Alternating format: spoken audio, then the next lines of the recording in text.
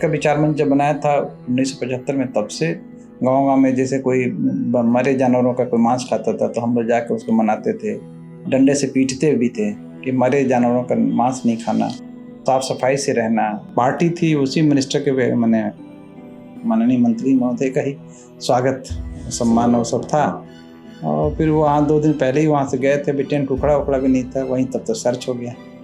तो उस ज़माने में बड़ी नई बात थी, बड़ी बात, फटाफट उसने फ़ोन लगाया तो प्रेशर आता, लेकिन हम लोगों ने बहुत निष्ठा से बड़ी अच्छा इन्वेस्टिगेशन करके कई करोड़ रुपया सरेंडर करवाया था उस ज़माने में। व्यूज मेकर्स के पहले पार्ट में हमने सुबचन राम सर के संघर्षमय जीवन के बारे में जाना। प्रशासकीय और सामाजिक कार्यों में वे हमेशा अव्वल रहे हैं। उस वक्त अपनी युवा अवस्था में लोगों को मरे हुए जानवरों का मांस खाने के लिए प्रतिबंधित किया, शिक्षा के प्रति लोगों को जागरूक किया, सम्यक विचार का अनुसरण करते हुए समाज के सभी वर्ग के लिए कार्य किया। इलाहाबाद विश्वविद्यालय के बेस्ट स्टूडेंट के रूप में उन्हें सम्मानित किया गया। आरक्षित वर्ग के अधिकारियों को समाज के प्रति जिम्मेदार बनाया। सन 1983 की वो बात है, महू में बाबा साहेब डॉक्टर अम्बेडकर का जन्म स्थान, जो किसी को पता नहीं था। लोग सिर्फ इतना जानते थे कि बाबा साहेब डॉक्टर अम्बेडकर का जन्म महू में हुआ है। उस वक्त सुबचन राम सर ने उस जगह को ट्रेस आउट करवाया, वहां स्थानीय लोगों के साथ मिलकर बाबा साहेब के स्मारक का निर्माण करने में महत्वपूर्ण योगदान दिया। हिंदी साहित्य के प्रचार में उनका महत्वपूर्ण योगदान रहा है। उनके व्यक्तिमत्व पर 2 किताबें भी प्रकाशित हुई है। व्यूज मेकर्स के दूसरे भाग में संवैधानिक भारत के निर्माण में उनकी भूमिका पर चर्चा करते हैं। संवैधानिक व्यवस्थाएं चकनाचूर हो रही हैं, संविधान की मूल भावना लागू नहीं हो रही है और नुकसान ही हो रहा है कि देश में असमानता बढ़ रही है। बाबा साहब के विचारधारा का एक दूसरा पक्ष जो था, वो ये कहते हैं कि जो सामाजिक क्रांति किए बिना, सामाजिक बदलाव लाए बिना, सामाजिक व्यवस्था परिवर्तन किए बिना राजनीतिक व्यवस्था परिवर्तित हो ही नहीं सकते। देश जो है षड्यंत्रों का शिकार हो गया। लोकतंत्र हमारा षड्यंत्र का शिकार कैसे हो गया कि लोकतांत्रिक जो संस्थाएं हैं, वो शासन में जो बैठे हुए कोई भी आदमी आ रहा है उसके प्रति जब वफादार ज़्यादा हो रहे हैं, तो राष्ट्र के प्रति और समाज के प्रति वफादारी उनकी समाप्त हो जा रही है। तो जिसकी वफादारी समाज और राष्ट्र के प्रति नहीं है, वो पार्टी विशेष या वर्ग विशेष या समुदाय विशेष या ग्रुप विशेष या पॉलिटिकल पार्टी के प्रति उसकी वफादारी ज़्यादा होगी, तो फ्री एंड फेयर इलेक्शन कहाँ से होगा। हमने सर के व्यक्तिमत्व के बारे में जाना, किस तरह से लीडरशिप क्वालिटीज उनके अंदर में थी, किस तरह से स्किलफुल व्यक्तिमत्व थे। अब हम आंदोलन के बारे में सर से कुछ बातचीत करेंगे। सर, मेरा सवाल यह है कि जब आप इनकम टैक्स में बड़े ओहदे पर थे, तब भी आप सामाजिक आंदोलन में सक्रिय थे। अब आपके पास काफी समय भी है, लेकिन जब भी आप लोगों के बीच में जाते हैं, तब आंदोलन को समझाते हैं, तो आप जिस तरह की व्यवस्था भारत में पहले थी और संविधान ने किस तरह की व्यवस्था को बदल दिया, इस पर लोगों को समझाते थे। इसके बारे में समझाएं दर्शकों को। साथियों, आवाज इंडिया टीवी चैनल के माध्यम से एक बात, बहुत महत्वपूर्ण बात मैं आपके समक्ष रखना चाहता हूँ। वो भारत का संविधान है। भारत का संविधान, भारत के बंधारण, भारत के कॉन्स्टिट्यूशन को सब लोग जानते हैं, अच्छी तरह से जानते हैं। समस्या ये है इस देश में कि भारत के संविधान के प्रति समान भाव होते हुए, सम्मान का भाव होते हुए, आदर का भाव होते हुए भी संविधान को अच्छी तरह से समझा नहीं जाता है और लोग अच्छी तरह से नहीं समझते हैं। तो जो राजनीतिज्ञ हैं, राजनीति करने वाले लोग हैं, वो भी जो बहुत सारे लोग जो जानते, अच्छी तरह से जानते हैं कुछ लोग, लेकिन बाकी सभी लोग अच्छी तरह से भारत के संविधान को भी नहीं जानते। बहुत सारे जो है स्कॉलर्स भी, बहुत सारे विद्वान भी, बहुत सारे विश्वविद्यालयों के बड़े बड़े अथॉरिटीज़ भी कुछ संविधान के विषय में मौलिक बातें करो तो वो भी लगता है कि बड़ा अधूरा ज्ञान रखते हैं। जैसे संविधान पर ही एक सज्जन ने रिसर्च किया और PhD हासिल की हुई है, उनसे मेरी चर्चा हो रही थी, तो उनसे भी मुझे पता चला कि वो भी जो है मतलब उस मौलिक बात को जो अधोरेखित करने में सफल नहीं हुए। इंडिया में एक सबसे बड़ी किताब है भारत के संविधान में, D.D. बसु की। ये D.D. बसु की किताब को बड़े से हाई कोर्ट के जजेस हों, सम्माननीय सुप्रीम कोर्ट के जजेस, सभी उसको जो है पढ़ के कंसेंट करते हैं। उनकी कई वालों में भारत के संविधान की पर कमेंट्री है। डीडी बस को ही सारे लोग रिफ़र करते हैं। उस किताब को भी मैंने पढ़ा, उसमें भी मैंने देखा कि भारत के संविधान का जो बहुत महत्वपूर्ण बिंदु है वो उसमें अधोरेखित ही नहीं है। मुझे बड़ा आश्चर्य लगा। मैंने 4-5 जजेस से भी जो है डिस्कस किया, हाई कोर्ट के जजेस से, वो भी बड़ा इग्नोरेंट थे। कई मिनिस्टर्स से मेरी चर्चा हुई, वो भी बड़ा इग्नोरेंट थे। कई यूनिवर्सिटी के वाइस चांसलर से, कई जो स्कॉलर्स से, जो लॉ के जो प्रोफेसर्स हैं, लॉ के पीएचडी होल्डर्स हैं, लॉ पर बहुत काम किया है, संविधान पर भी बहुत काम किया है, संविधान के एक्सपर्ट्स भी लोगों से बहुत चर्चा हुई, नाम बता भी सकता हूँ। लेकिन मैं बता रहा हूँ कि मैंने जब एक बात पूछी तो उनके वो उनके सोच में ही नहीं है। हमने प्रश्न पूछा था कि क्या भारत के संविधान ने आपको लोकतंत्र दिया है?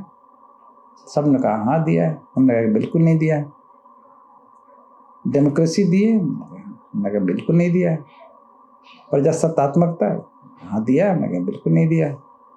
तो कहे कैसी ये बात कर रहे हो आप? हमने कहा हाँ ऐसे मैं बात कर रहा हूँ। मैं पूछा कि बताओ, तो हमने बताया कि देखो संविधान पढ़ो तो लिखा हुआ है कि we the people of India having solemnly resolved to constitute India into sovereign, socialist, secular, ये 2 शब्द बाद में जोड़े गए हैं 42वें संविधान संशोधन में। सोवरीन, सोशलिस्ट, सेकुलर, और उसके बाद कितनी खूबसूरत बात है, बाबा साहब डॉक्टर अम्बेडकर ने क्या लिखा है, डेमोक्रेटिक रिपब्लिक।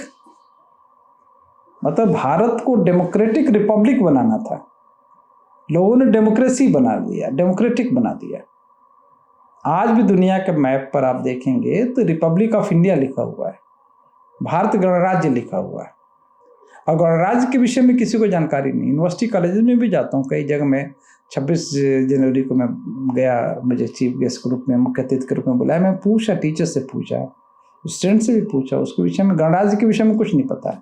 गणतंत्र दिवस मनाते हैं, ये थोड़ा बहुत जानकारी है, वो भी जो है संविधान दिवस के रूप में तो जानकारी नहीं है, या संविधान लागू है जानकारी नहीं। इतना है कि 15 अगस्त को भारत आज़ाद हुआ था और एक गणतंत्र दिवस ऐसी है, तो ये भी आज़ादी का दिवस ही मनाते हैं। तो 15 अगस्त और ये 26 जनवरी में ज़्यादा अंतर लोग नहीं कर पाते हैं। अच्छा, जो कुछ लोग अंतर कर भी पाते हैं तो उनसे पूछो कि गणराज्य का मतलब क्या, तो भी नहीं जानते। भारत को 26 जनवरी 1950 को ये संकल्पित किया गया था, 49 में ही 26 नवंबर को जब स्वीकार किया गया था कि हम लोग 26 जनवरी 1950 को एक नया इंडिया बनाएंगे, नया भारत बनाएंगे, नया देश बनाएंगे, नया राष्ट्र बनाएंगे। इसीलिए शब्द आया था, we the people of India having solemnly resolved to constitute, एक नए भारत का निर्माण करेंगे, कॉन्स्टिट्यूट करेंगे, जो सोवरीन होगा और डेमोक्रेटिक रिपब्लिक होगा, और will secure to its citizen. तो न्याय हम क्या करेंगे, सामाजिक न्याय, आर्थिक न्याय और राजनीतिक न्याय, इस सिक्योर करेंगे, सुरक्षित करेंगे। अब किसी से भी पूछो कि डेमोक्रेटिक रिपब्लिक के विषय में क्या जानकारी, तो जीरो। पिछले 20-25 सालों से लगातार मैं इस पर लेक्चर देता रहा हूँ कि भारत संविधान के जो मूल अवधारणा है, मूल फाउंडेशन है, उसकी जानकारी न होने की वजह से हम जो मिसडायरेक्टेड हो गए। पूरा गवर्नेंस सिस्टम जो भारत का जो है वो मिसडायरेक्टेड हो गया, गलत दिशा में चला गया। इसीलिए डेमोक्रेसी के नाम पर हम लोगों ने ऑटोक्रेसी को डेवलप कर दिया। ऑटोक्रेसी का मतलब हुआ कि जो पॉलिटिकल पार्टी ज़्यादा वोट पाएगी वो इस देश की शासक होगी, और शासक होने के बाद अपना मनमानापन करेगी, उसको संविधान उन्ना से लेना नहीं देना है, ऐसा अपने को मिसडायरेक्ट कर दिया। क्योंकि उनके दिमाग में आ गया कि लोगों ने हमको चुना हुआ, मेजॉरिटी हमारे साथ है, इसलिए मनमानापन करेंगे।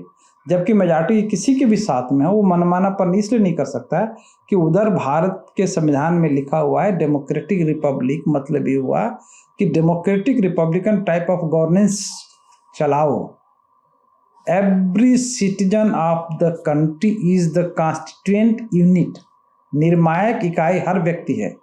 तो हर व्यक्ति को रोटी कपड़ा मकान के अलावा उसकी डिग्निटी, सोर्स ऑफ इनकम, उसका प्रोफेशनल जो फ्यूचर उसको जो है मिलना चाहिए, वो इंश्योर करना पड़ेगा। राज्य सरकारों की जवाबदारी होती है, सरकारों की जवाबदारी होती है कि भारत के संविधान की इस मूल धारणा को स्थापित करो। तब जो है न्याय मूलक जो है समाज स्थापित हो जाएगा, समता मूलक समाज स्थापित हो जाएगा। तब जो है न्याय आधारित, समानता आधारित राजनीतिक व्यवस्था स्थापित हो पाएगी। तभी जो है समता मूलक जो है आर्थिक व्यवस्था स्थापित हो पाएगी, नहीं तो नहीं हो पाएगा।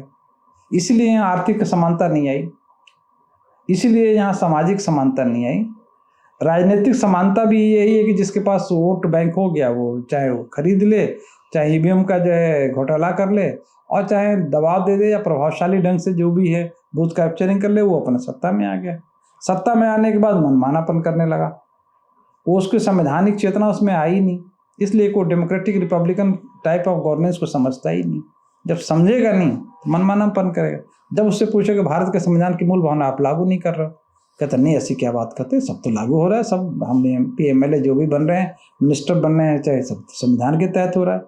अरे भाई ये तो स्ट्रक्चर है, ये तो बिल्डिंग है, बिल्डिंग के अंदर घर होता है, घर के अंदर एक व्यवस्था होती है, वहाँ जब पूरा परिवार रहता है, परिवार का एक संस्कार होता है, उसके जीवन की एक पद्धति होती है, ये सब जीवन मिला के जो है एक घर बनता है। बिल्डिंग घर नहीं होता है। तो संविधान करो, संविधान से CM बन गए, PM बन गए, प्रेसिडेंट बन गए, ये तो एक स्ट्रक्चर है। आपको पोस्ट मिला, पद मिला, ऑफिस मिला, गाड़ी मिला, बंगला मिला, वो संविधान की मूल भावना नहीं है ना। ये तो आपको ये सिस्टम दे दिया, उसके अंदर मूल भावना है ना। शरीर के भीतर जो प्राण है, शरीर के भीतर अंतःकरण है, शरीर के भीतर विवेक है, शरीर के भीतर जो है जो दृष्टि है, वो उसका जो है उसको आप समझते हैं कि नहीं समझते हैं। तो भारत के संविधान की मूल भावना को इस देश में ईमानदारी से लागू नहीं किया गया। और दूसरी बात, बहुत महत्वपूर्ण बात बताता हूँ कि भारत के संविधान के प्रियम्बुल में जो प्रस्तावनाएं हैं, व्यवस्था है, उसको आर्टिकल 38 में बाबा साहब डॉक्टर B.R. अम्बेडकर ने, भारत का संविधान है, संविधान के 38 में देखिए कितनी खूबसूरत बात लिखी हुई है। इसका हेडिंग है, आप देखो,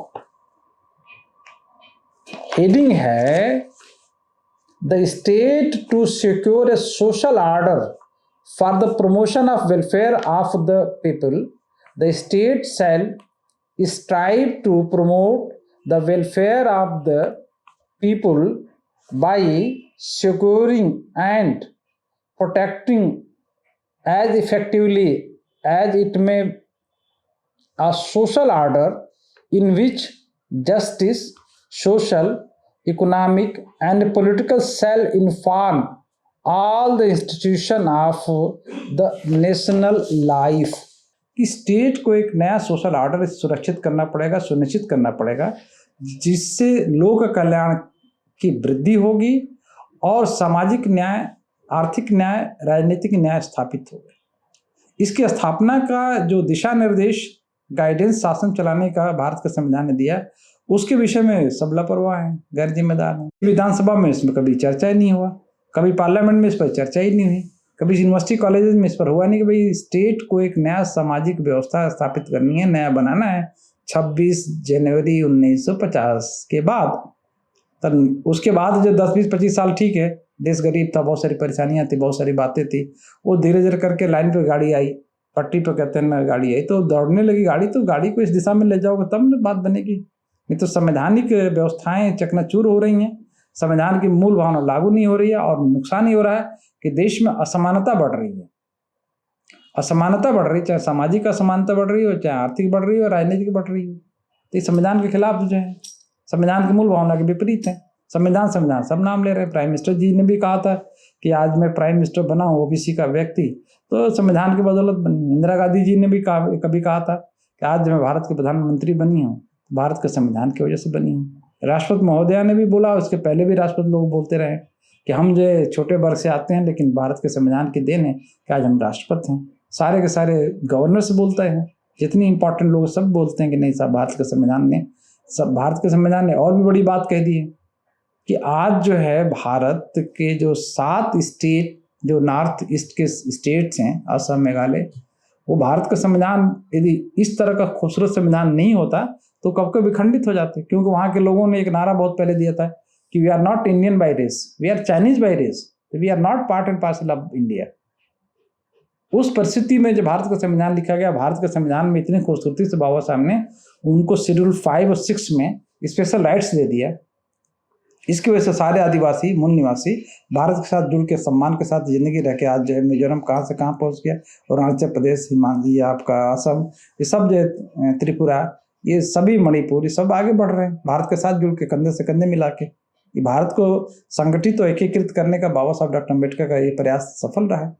इसका श्रेय इसलिए लोग देते नहीं कि जानकारी का अभाव है। आदरणीय सरदार वल्लभ भाई पटेल ने सारे राज्यों को मिलाने में बहुत योगदान दिया, लेकिन बहुत कम लोगों को जानकारी है कि बाबा साहब ने 1936 में, उसके बाद राउंड टेबल कॉन्फ्रेंस में, साइमन कमीशन के यहाँ सारे जो 723 रियासतों को इंटीग्रेट करने का कॉन्सेप्ट जो 1927 में दिया था, 1936 में दिया था, 1946 में दिया था। जो संविधान बना था, संविधान में जो कानून बनाया, उनको सब लोगों को जो इंटीग्रेट कर दिया। इतना बड़ा कंट्रीब्यूशन तो बाबा साहब डॉक्टर अम्बेडकर का है, उसको लोग समझते ही नहीं। ये 7 जो सिस्टर्स का स्टेट है, वो भी जो भारत के संविधान से उसको इंटीग्रेट कर दिया। शेड्यूल 6 में जो प्रोविजंस हैं इन 5 स्टेट्स के लिए, उसको लोग समझते ही नहीं। बाबा साहब ने उनको, आदिवासियों को देश में देश दिया हुआ है कि आप अपना कानून बना सकते हैं, आप वहाँ जो है टैक्सेशन सिस्टम डेवलप कर सकते हैं, वहाँ डेवलपमेंट का सारा राइट आपके पास होगा। लोकल सारे के सारे डेवलपमेंट राइट्स उनको दिए हुए शेड्यूल 6 में, एक नहीं है 26 वहाँ राइट्स उनको मिले हैं। और ये भी है कि पार्लियामेंट का किसी का कानून वहाँ बाद देने को, उनका कानून वहाँ चलेगा। इतना बड़ा दिया है, वो पता ही नहीं। कितने बार मैंने जाकर आदिवासियों को बोला कि भाई तुम शेड्यूल 6 को समझो, भारत का संविधान में कितनी बड़ी जो है भारत के संविधान के शेड्यूल 6 में आप देखेंगे तो आप आश्चर्य करेंगे, इतना सारा पावर दे के डॉक्टर अम्बेडकर ने जो है कैसे उनको संभाल लिया और कैसे जो है वो लोग भारत के जो है इंटीग्रेटेड पार्ट हैं। नई जानकारी होने की वजह से जो है लोग जो है संविधान के प्रति जो है लापरवाह से दिख रहे हैं। बाबा साहब has given a country with in a country आदिवासियों को। शेड्यूल 5 में जहां आदिवासी बाहुल्य हैं वहां आदिवासी विकास परिषद बनाना है, आदिवासियों के लिए काउंसिल बनाना है, और वो वहां जो है अपना कानून लागू कर सकते हैं, दूसरे कानून नहीं फॉलो करेंगे। वही हाल शेड्यूल 6 में जो 5 राज्यों को दिया हुआ, असम, मेघालय, मिजोरम, मणिपुर, उनको 5 को आप वहाँ अपना पूरा करना। तो भारत के संविधान की मूल भावना को समझना, उसके स्ट्रक्चर को समझना, उसके भीतर के प्रिंसिपल को समझना, उसके आदर्शों को समझना और समझ कर उसको लागू करना देश की सख्त जरूरत है समय के, क्योंकि अज्ञानता से आदमी का पतन होता है।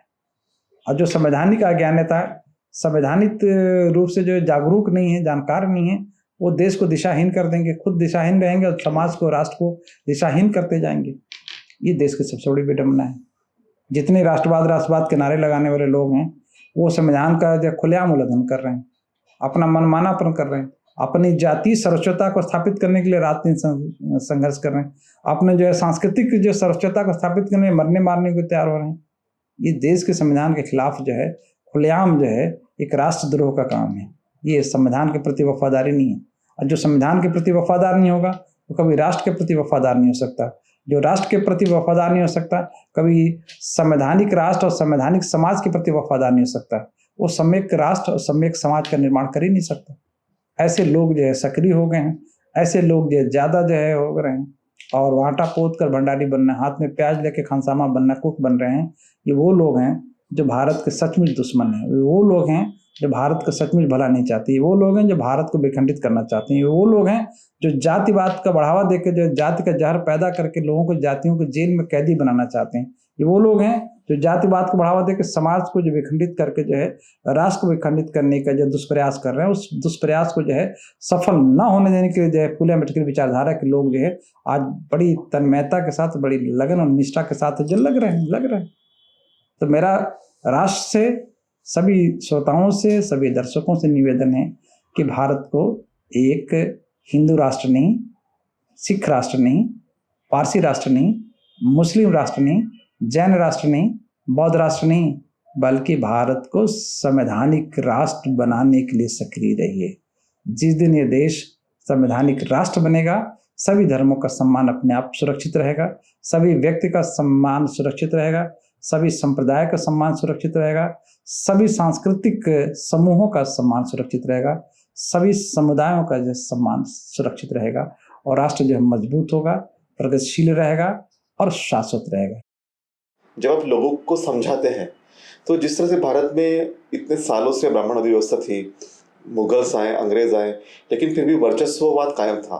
तो बाबा साहब ने इस व्यवस्था को, जो 6,400 जातियां थी, उसको SC ST OBC माइनॉरिटीज में कन्वर्ट किया।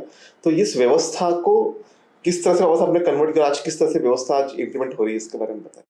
कई बार मुझसे प्रश्न किया जाता है कि बहुजन राजनीति की दशा या जो दुर्दशा है उस पर अपनी बातें रखें कि वर्तमान जो दशा है वो क्या है और दुर्दशा क्या है और फिर भविष्य क्या होगा। 85% लोग बहुत ही दयनीय स्थिति में जा रहे हैं। राजनीतिक सत्ता उनके हाथ में नहीं है और राजनीतिक सत्ता उनके हाथ में न होने की वजह से ये सामाजिक जो व्यवस्था है, सांस्कृतिक जो व्यवस्था है, धार्मिक जो स्ट्रक्चर है, चाहे धार्मिकता है, वो सबकी मार उन पर पड़ रही है। और जो चालू चतुर चालाक लोग हैं वो सत्ता, संपत्ति और सम्मान का एकाधिकार प्राप्त कर लिए हैं।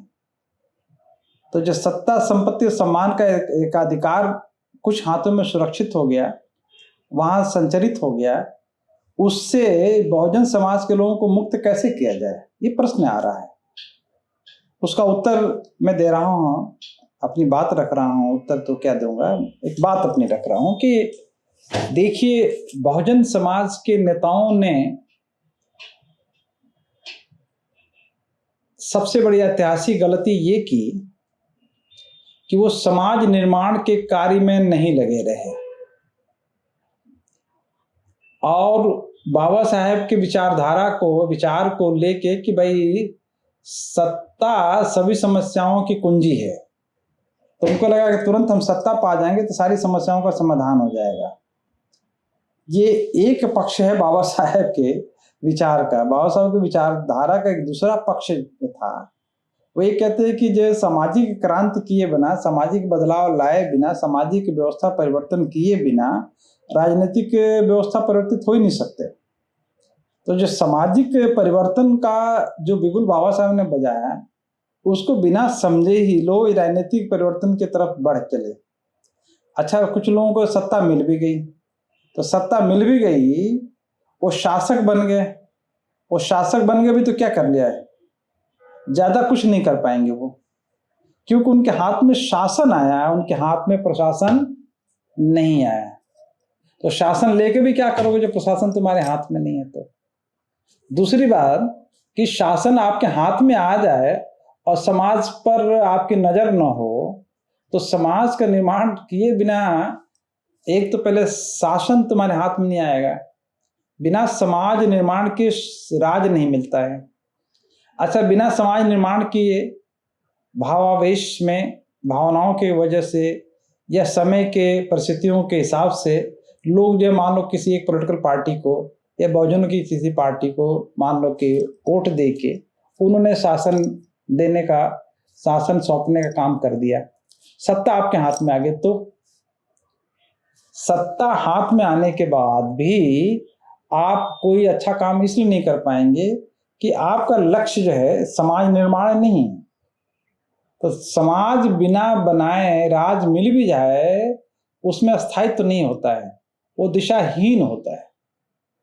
इसलिए सत्ता आए या न आए, समाज निर्माण का काम करेंगे तो सत्ता पाने के बराबर ही उसकी ताकत रहेगी। बहुजन समाज के नेताओं से मैंने बार बार कहा है कि जिस वर्ष में चुनाव हो रहा है उस समय वोट की राजनीति करो, उसमें चुनाव की राजनीति करो, उसमें चुनावी जो रणनीतियां होती हैं उस पर काम करो। जो चुनावी वर्ष है, चुनाव जीत गए तो शासन करो। अच्छा, चुनाव हार गए तो फिर क्या करोगे? चुनाव हार गए तो आप जो है और मजबूती से बहुत बढ़िया काम कर सकते हो। चुनावी वर्ष में राजनीतिक राजनीति करो, चुनाव जीत गए तो शासन करो, चुनाव हार गए तो सामाजिक पॉलिटिक्स करो, सोशल पॉलिटिक्स शुरू करो। सोशल पॉलिटिक्स करोगे तो अस्थायित्व आएगा, समाज का अस्थायी निर्माण होगा।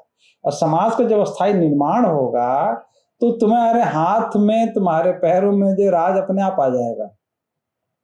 समाज का निर्माण करने से राज हाथ में आएगा।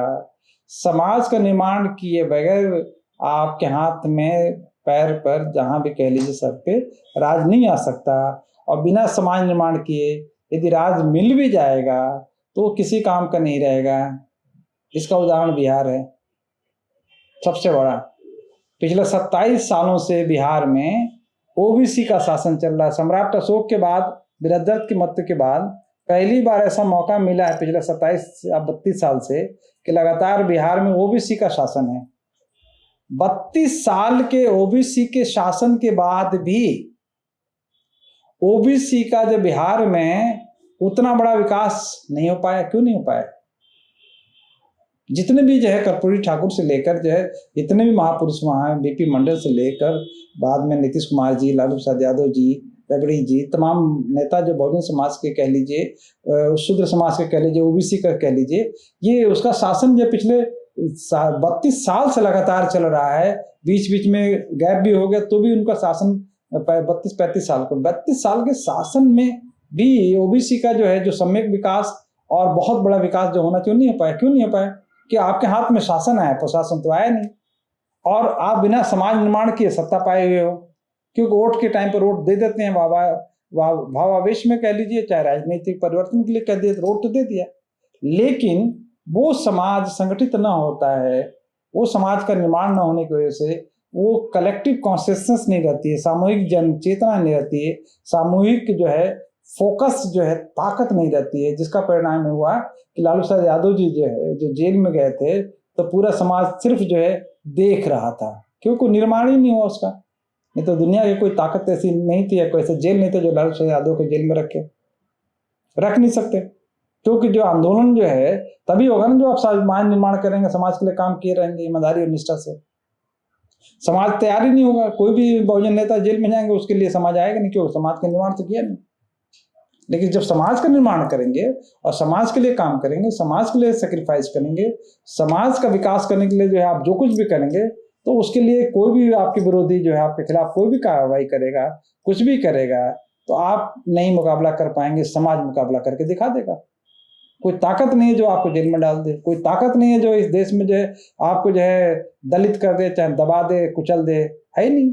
समाज निर्माण करो, सोशल इंजीनियरिंग करो। माननीय कांशीराम जी ने 1585 का जो नारा दिया था वो नारा नहीं है, सामाजिक फिलॉसफी है 1585 का। 1585 का मतलब है कि 15% जो शासक वर्ग है वो हमेशा अपने मनमानापन करेगा, जब भी मौका मिलेगा, जब भी सत्ता आएगी तो अपना हिसाब से करेगा, जो आपको नंगी आंखों से दिखाई दे रहा है। 85% पीछे पीछे ट्रेन के डिब्बे की तरह लगे हुए हैं। इंजन और ड्राइवर जो है दोनों जो है 15% लोगों के हाथ में, वो अपने हिसाब से देश को ले जा रहे हैं, अपने हिसाब से समाज को ले जा रहे हैं, अपने हिसाब से जुडिशरी को ले जा रहे हैं, अपने हिसाब से संवैधानिक संस्थाओं को ले जा रहे हैं। शासन का जितना दुरुपयोग होना चाहिए खूब खोल के हो रहा है। किसी के जो बेगुनाह हो, जो गुनाहगार हो, बिल्डिंग तोड़ देते हैं, बुलडोजर कल्चर। ये कौन सा कल्चर है भाई? बिल्डिंग कैसे तोड़ दोगे भाई? गुनाह साबित नहीं हुआ है, कोर्ट ने कोई आदेश नहीं दिया है, प्रशासनिक गुंडागर्दी के मदद से किसी के भी हम मकान तोड़ देंगे, किसी का जो प्रताड़ित कर देंगे, किसी को इनकाउंटर कर देंगे, कैसे कर दोगे भाई? ये इसलिए हो रहा है कि बहुजन समाज का निर्माण नहीं हो पाया। तो समाज को निर्माण करने की जरूरत है।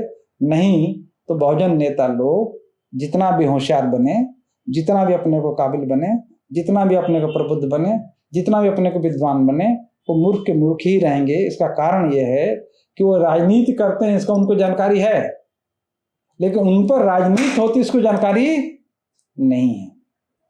ये बात जो है मैंने बड़े बड़े लीडर्स के कहा है कि आप राजनीति करते हैं, इसकी आपको जानकारी है, इसके बहुत माहिर हो सकते हैं, बड़ा लग रहा है, लेकिन मेरी आंखें ये कह रही है, जो देखी है वो हम कह रहे हैं कि आप राजनीति करते हैं, ये आपकी गलतफहमी है, और आप पे राजनीति होती है इसकी आपको जानकारी नहीं है। जिस दिन आपको ये जानकारी हो जाएगी, आप शासक वर्ग बनने और समाज को शासक वर्ग बनाने में आप ज़्यादा सक्रिय हो जाएंगे, ज़्यादा समर्थ हो जाएंगे, ज़्यादा अर्थपूर्ण ढंग से अपने समाज का दिशा निर्देश कर सकते हैं। साथियों, हमारा देश षड्यंत्र का शिकार हो चुका है। षड्यंत्र का मतलब ये नहीं कि जो है अफगानिस्तान, पाकिस्तान, नेपाल, श्रीलंका, बांग्लादेश, ये सब जो होता है ना, ये नहीं। आंतरिक षड्यंत्र का शिकार ये हो गया है कि लोकतंत्र को स्थापित करने के लिए फ्री एंड फेयर इलेक्शन की बात की गई कि फ्री होना चाहिए, फेयर होना चाहिए। आज की डेट में एक मामूली से मामूली व्यक्ति भी ये जानता है कि आज का जो चुनाव हो रहा है वो फ्री और फेयर नहीं हो रहा है, क्योंकि शासन का उपयोग किया जा रहा है, अधिकारियों का उपयोग किया जा रहा है, शासन के टैक्स का उपयोग किया जा रहा है, देश के अर्थव्यवस्था का दुरुपयोग किया जा रहा है। देश में जो साधन संपन्न लोग हैं वो अपने प्रभाव का दुरुपयोग करके जो है मतदाताओं को प्रभावित कर रहे हैं, उनको लालच दे रहे हैं, लालच दे के उनको पैसे भी दे रहे हैं, उनके अकाउंट में शासकीय खर्चे से चुनाव लड़ा जा रहा है। किसी को 1000 दे के, किसी को 2000 रुपये दे के, किसी को 5 केजी आटा, चावल, दाल, गेहूं दे के, जैसे तैसे जो है हम मतदाताओं को प्रभावित कर रहे हैं, लोग मतदाताओं को प्रभावित कर रहे हैं। तो फेयर इलेक्शन कैसे हो गया? जबकि भारत के संविधान और पीपुल रिप्रेजेंटेशन एक्ट में लिखा हुआ है कि आप फ्री एंड फेयर इलेक्शन करवाएंगे। इलेक्शन कमीशन जो फ्री एंड फेयर है कि नहीं है, ये देखने की बात है। यदि इलेक्शन कमीशन फ्री है ना, तब तो अच्छी बात है। लेकिन सबको पता है कि फ्री नहीं है, क्योंकि उनका जो डायरेक्शन जो है कहीं और है, कहीं और से डायरेक्शन मिलता है। और अच्छा, मान लो 2 मिनट के लिए कि चलो फ्री है, तो क्या फेयर इलेक्शन कराने में सभी विपक्षी पार्टी का, या चाहे शासन में रहने वाली पार्टी हो चाहे विपक्षी पार्टियां हो, वो सबका समान आदर करते हैं? ऐसा लगता है कि बिल्कुल नहीं। चुनाव हो रहे हैं तो बड़ी रणनीतिक तौर पर जो है डेट फिक्स किए जा रहे हैं, ताकि जो है सत्ता में रहने वाले लोग जो है शासकीय काम से विरत होकर ज़्यादा से ज़्यादा चुनाव प्रचार कर सकें। तो ऐसी परिस्थितियां इलेक्शन कमीशन के माध्यम से दी जा रही है, ताकि जो है देश के जो मंत्रीगण हैं वो फ्री होके और चुनाव प्रचार में जो शासकीय साधनों का, अवसरों का और अपने प्रभाव का उपयोग करके वो चुनाव प्रचार में जाएं और चुनाव को प्रभावित करें। ये फेयर कहाँ से चुनाव हो गया भाई? डेट भी फिक्स करने में भी जो है पारदर्शिता नहीं है, विपक्षी पार्टियों के कोई सुन नहीं रहा है, तो फेयर कहाँ से हुआ? तो जो फ्री एंड फेयर इलेक्शन जो होना चाहिए वो नहीं हो रहा है, तो इसका मतलब संविधान की तरफ से जो इलेक्शन नहीं हो रहा है। अब दूसरी बात कि देश जो है षड्यंत्रों का शिकार हो गया। लोकतंत्र हमारा षड्यंत्र का शिकार कैसे हो गया कि लोकतांत्रिक जो संस्थाएं हैं वो शासन में जो बैठे हुए कोई भी आदमी आ रहा है उसके प्रति जब वफादार ज्यादा हो रहे हैं, तो राष्ट्र के प्रति और समाज के प्रति वफादारी उनकी समाप्त हो जा रही है। तो जिसकी वफादारी समाज और राष्ट्र के प्रति नहीं है, वो पार्टी विशेष या वर्ग विशेष या समुदाय विशेष या ग्रुप विशेष या पॉलिटिकल पार्टी के प्रति उसकी वफादारी ज्यादा होगी, तो फ्री एंड फेयर इलेक्शन कहाँ से होगा? संवैधानिक मनोभावना के विपरीत जा रहा है, तो इस पर भी प्रश्न चिन्ह लगेगा। और जब ये प्रश्न चिन्ह लगा तो न्यायपालिकाओं की जिम्मेदारी, जवाबदारी ज्यादा बढ़ जाती है। हाई कोर्ट हो, सुप्रीम कोर्ट, माननीय हाई कोर्ट, माननीय सुप्रीम कोर्ट, उनकी जवाबदारी जिम्मेदारी ज्यादा बढ़ जाती है। लेकिन उनकी भी मजबूरी है कि कहते हैं कि जब हमारे पास कोई अपील आए तो हम निर्णय करें, कोई अपील फाइल नहीं करेगा तो हम कैसे निर्णय करें। लेकिन एक और भी समस्या है कि जब अपील फाइल भी हो जाती है तो सामने वाला एडजर्नमेंट लेते रहते हैं और बात को जो है गलत ढंग से पोस्ट करते हैं, और फिर उसके बाद सुप्रीम कोर्ट जो है जजमेंट देने के लिए, हाई कोर्ट जजमेंट देने के लिए जब आता है तो उसको भी एक प्रश्न आता है कि हम सरकार से सीधे टकराएंगे। जब सरकार से सीधे टकराएंगे तो आदमी थोड़ा डिफेंसिव हो जाता है, सेल्फ सेंटर्ड हो जाता है, आत्मसंकुचित हो जाता है। वहां से भी फ्री एंड फेयरनेस जो है देश में नहीं रह जाती। तो फ्री एंड फेयर इलेक्शन नहीं होगा तो लोकतंत्र षड्यंत्र तंत्र का शिकार हो जाएगा। दूसरी बात कि लोकतंत्र एक डेमोक्रेटिक वैल्यूज पर आधारित है, वो जीवन मूल्य पर आधारित है, उसको वोट तंत्र में कन्वर्ट कर दिया गया। मतलब वोट दो और बात भूल जाओ, सब कुछ भूल जाओ। तो वोट तंत्र से लोकतंत्र जो है समाप्त हो रहा है। इसलिए जीवन में लोकतांत्रिक वैल्यू, लोकतांत्रिक जो मूल्य है, लोकतांत्रिक जो जीवन पद्धति है, लोकतांत्रिक अर्थव्यवस्था है, लोकतांत्रिक समाज व्यवस्था है, लोकतांत्रिक राजनीतिक व्यवस्था स्थापित नहीं हो पा रहा है। तो देश में जब लोकतांत्रिक व्यवस्था स्थापित नहीं होगी, लोकतांत्रिक सामाजिक व्यवस्था स्थापित नहीं होगी, लोकतांत्रिक राजनीतिक व्यवस्था स्थापित नहीं होगी, लोकतांत्रिक सांस्कृतिक व्यवस्था स्थापित नहीं होगी, लोकतांत्रिक सामुदायिक व्यवस्था स्थापित नहीं होगी, तो इसका मतलब है कि जो भारत के संविधान की मूल भावना के विपरीत जो हम लोग चले जा रहे हैं। जो महापुरुषों ने, संविधान के निर्माताओं ने, राष्ट्र के निर्माताओं ने भारत की आज़ादी से पहले और आज़ादी के समय जो निर्णय लिया, जो दृष्टि रखी, जो विचार रखे, जो सोच रखी, जो सपने सजोए, वो तो धराशायी हो रहा है, वो तो चकनाचूर हो रहा है। इस पर गर्व कैसे किया जाए? तो शर्म की बात है देश के लिए, राष्ट्र के लिए, सबके लिए।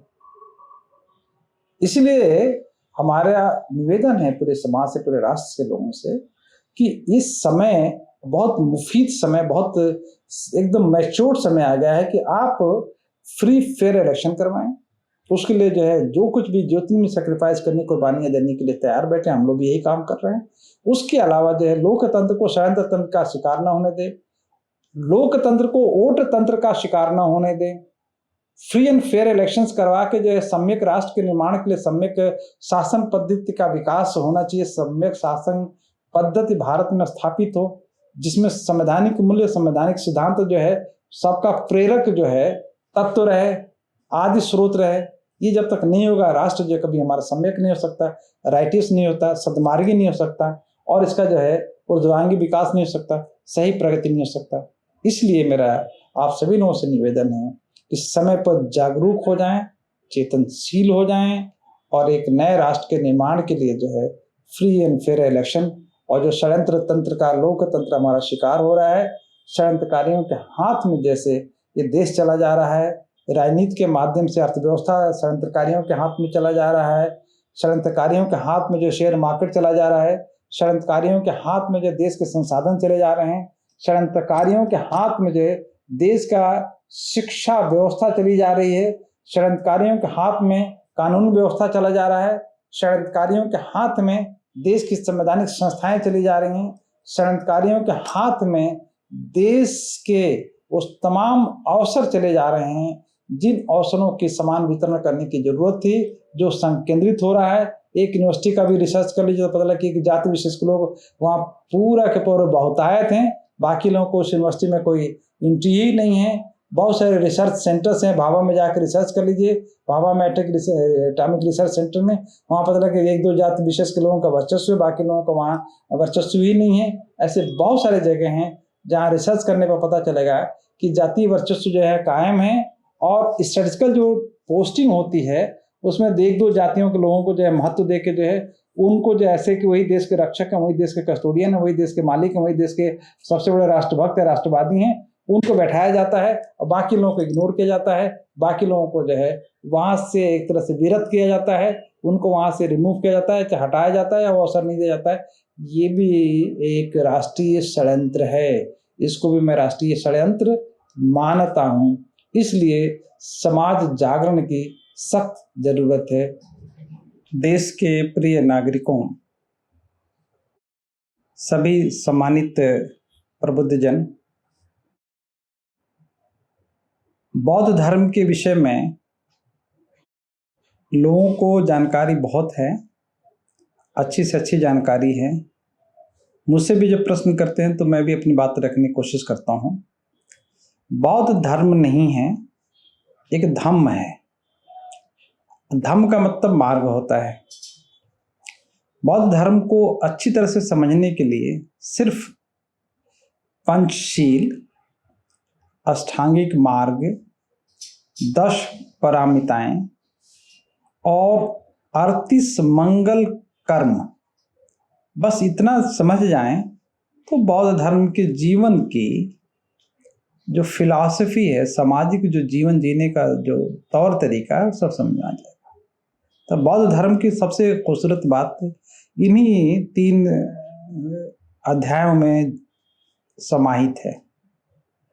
पंचशील, अष्टांगिक मार्ग, 10 पारमिताएं और 38 मंगल कर्म। हालांकि फिलॉसफी की बात करेंगे तो बहुत लंबी बात हो जाती है, तो बौद्ध धर्म की खूबसूरत बातें इसी में समाहित है। एक दूसरी महत्वपूर्ण बात, लोग पूछते हैं कि अन्य धर्म भी तो महत्वपूर्ण हैं, तो सभी धर्म अपने अपने जगह पर महत्वपूर्ण हैं, सभी सम्माननीय हैं, सभी धर्म अपने अपने जगह पर हैं। लेकिन ईमानदारी की बात यह है कि सभी धर्मों के मूल में जो 5-7 जो तत्व हैं, जैसे भाईचारगी का, दूसरे के प्रति आदर का, प्राणी जगत के प्रति सम्मान की भावना रखना, प्रकृति के प्रति सम्मान की भावना रखना, मनुष्य मनुष्य में भेद न रखना, सबको समान रखना, सबके प्रति जो है सद्भावना रखना, प्रेम रखना, ये जितने भी इस तरह की वाणी या तत्व हैं या फिलॉसफी है दूसरे सभी धर्मों में, आप देखेंगे कि ये इसका आदि स्रोत बौद्ध धर्म है, बौद्ध धम्म है।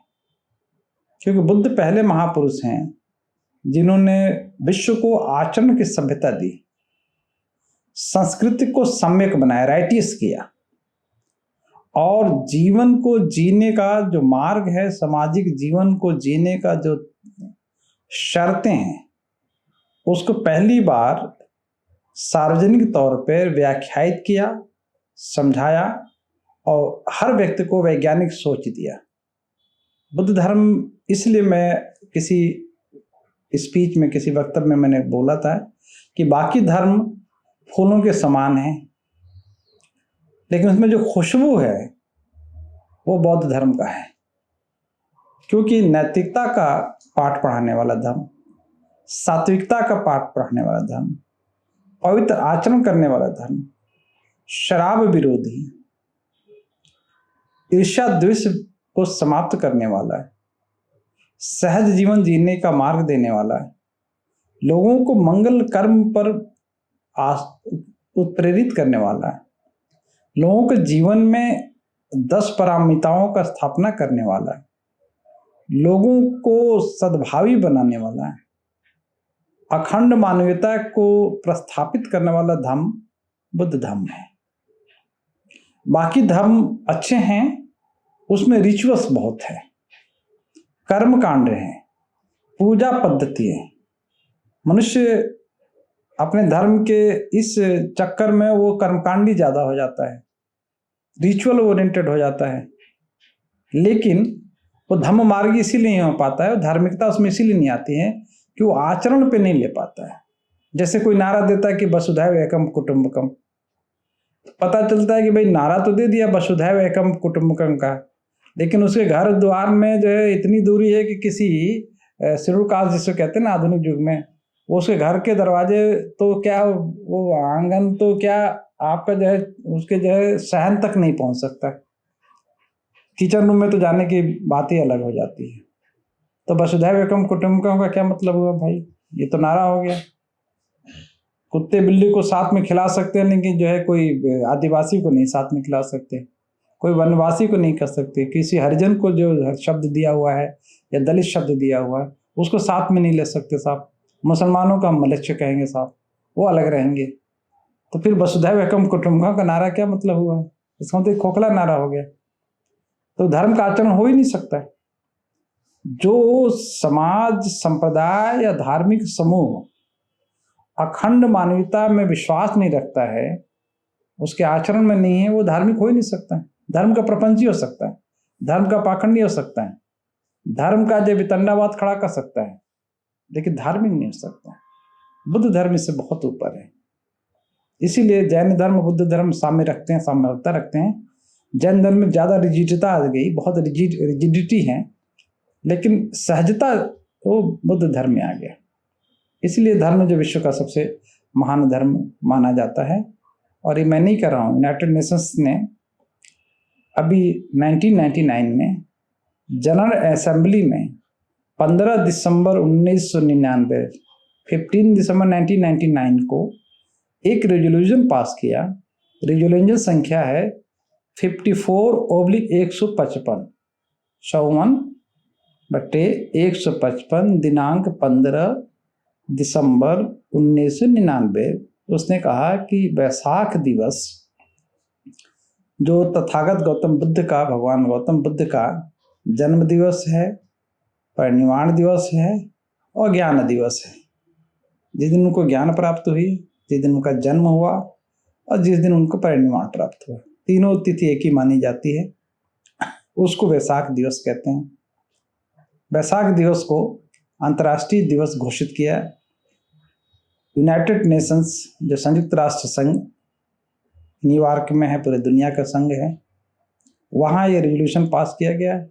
लगातार 5-6 दिनों के डिबेट के बाद श्रीलंका के एक एम्बेसडर ने, जो उसके मेंबर थे, उन्होंने रिप्रेजेंटेटिव ने रखा था कि वैशाख दिवस अंतर्राष्ट्रीय दिवस होना चाहिए, क्योंकि विश्व को शांति का पाठ पढ़ाने वाला, मैत्री का पाठ पढ़ाने वाला, करुणा का पाठ पढ़ाने वाला, विश्व को सद्भावी बनाने वाला, अखंड मानवीयता की स्थापना करने वाला, मनुष्य मनुष्य में विभेद न पैदा होकर मनुष्य मनुष्य में साम्य पैदा करने वाला, विश्व को सामाजिक, आर्थिक, राजनीतिक, सांस्कृतिक, धार्मिक आचरण की सभ्यता देने वाला कोई धर्म है तो बुद्ध धर्म है। इसीलिए बुद्ध धर्म की इस विराटता को देखते हुए संयुक्त राष्ट्र संघ ने इसके एक शुभ दिवस, जिसे वैशाख दिवस कहते हैं, वैशाख कहते हैं, उसका अंतर्राष्ट्रीय दिवस के रूप में सम्माननीय ढंग से मनाने का रेजोल्यूशन पास हुआ। और संयुक्त राष्ट्र संघ ने निर्णय लिया कि विश्व में जो भी देश इस तिथि को स्पेशल तिथि के रूप में सेलिब्रेट करेगा, तो वो संयुक्त राष्ट्र संघ पूरा उसमें सहयोग करेगा और विश्व के तमाम देश के लोग, सभी सहभागी लोग उन कार्यक्रमों में भाग लेंगे और धम्म के मार्ग को अपनाएंगे, धम्म को समझेंगे।